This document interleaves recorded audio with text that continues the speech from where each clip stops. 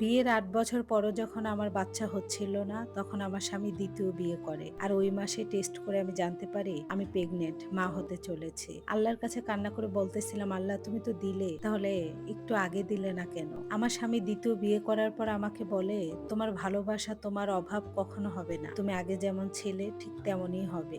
তুমি যদি চাও এই বাড়িতেও থাকতে পারো, তোমার বাবার বাড়িতে যেও থাকতে পারো। আমার শ্বশুর শাশুড়িরাও বলে, তোমার ভালোবাসা বৌমা কখনো কমবে না। ও শুধু বিয়ে করেছে একটা বাচ্চার জন্য। কিন্তু আমি এটা নিজে মানতে পারছিলাম না। আমার মাকে ফোন করে সবটা বলি। আমার মা বলে, আমরা তোমার পাশে আছি, তুমি চিন্তা করো না। তুমি যেটা ভালো মনে করো সেটাই করো। ওই সময় আমার বাবার বাড়িতে আমি চলে যাই। আমি নিতে পারতেছিলাম না যে আমার স্বামী আরেকটা নারীকে ভালোবাসবে। বাবার বাড়িতে যেও আমি শান্তি পাচ্ছিলাম না। আমি এটা শুধু ভাবতাম যে আমার স্বামীর পাশে আর একজন নারী ঘুমাবে, যেই পুরুষকে ছাড়া আমি কখনো আমার বিয়ের পর একটা রাতও ঘুমাইনি। আর আমি আজকে তাকে ছাড়া আলাদা। বাবার বাড়ির মানুষ আমাকে কিছু না বললেও আশেপাশের মানুষ কানাঘুষা করত। সেখানেও শান্তি পাচ্ছিলাম না। আবার শ্বশুর বাড়িতে ৩-৪ দিন পর চলে আসি। এখানে আসার পর আমার স্বামী আমার দিকে ঘুরেই তাকাতো না। অফিস থেকে এসে সরাসরি নতুন বউয়ের ঘরে ঢুকতো।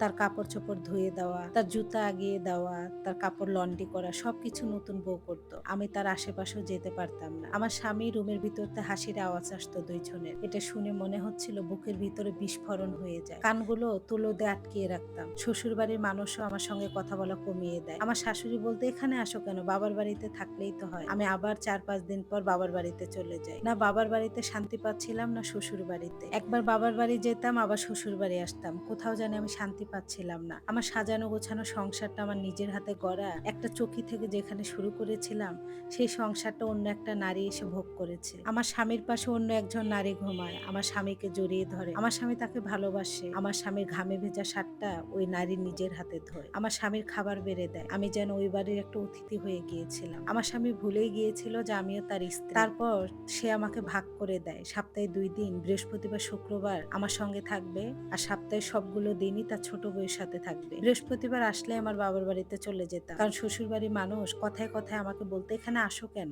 বাবার বাড়িতে থাকতে পারো না, ওকে ছেড়ে দাও। তখনও তারা জানে না যে আমি প্রেগনেন্ট। আমি মনে মনে ভাবতেছিলাম আমার স্বামীকে আমি ছেড়ে দিব, কিন্তু তাকে যে আমি বড্ড ভালোবাসি। জানে না পুরা এই মানুষটা আমার জন্য কলেজে একটা সময় পাগলামি করত।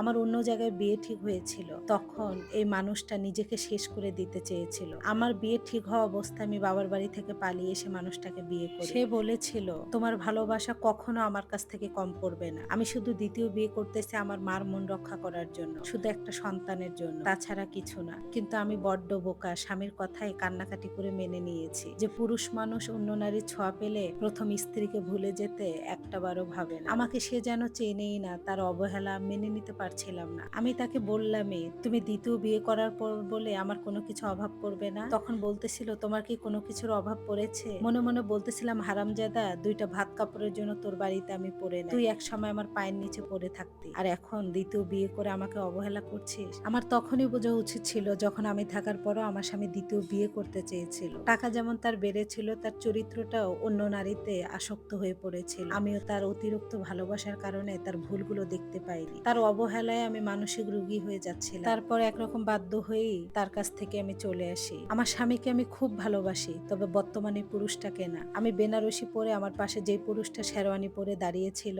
তাকে আমি বড্ড ভালোবাসি। এলবামে থাকা পুরুষটাকে আমি বড্ড ভালোবাসি, তবে বর্তমান আমার এই স্বামীকে আমি কখনোই ভালোবাসি না, আমি তাকে ঘৃণা করি। তার কাছ থেকে চলে এসেছি, অনেকগুলো বছর পার হয়ে গিয়েছে। আমার ছেলের এখন ৩ বছর বয়স। আমি তাকে ডিভোর্স দিয়ে দিয়েছি। আমার বাচ্চাকে আমি এক হাতে আর আমার মা মানুষ করতেছে। আমি একটা বেসরকারি ব্যাংকে জব করি। আমার স্বামী পরে জানতে পেরেছে যে আমি মা হয়েছি। আমার স্বামীর ২য় স্ত্রী কখনো আর মা হতে পারবে না, এজন্য সে আবারও আমাকে ফিরিয়ে নিয়ে যেতে চায়। তবে আমি তার কাছে আর ফিরতে চাই না। সে আমাকে ঠকিয়েছে। ডক্টর বলেছিল আমার কোনোই সমস্যা নেই, আমার হাজবেন্ডেরও সমস্যা নাই।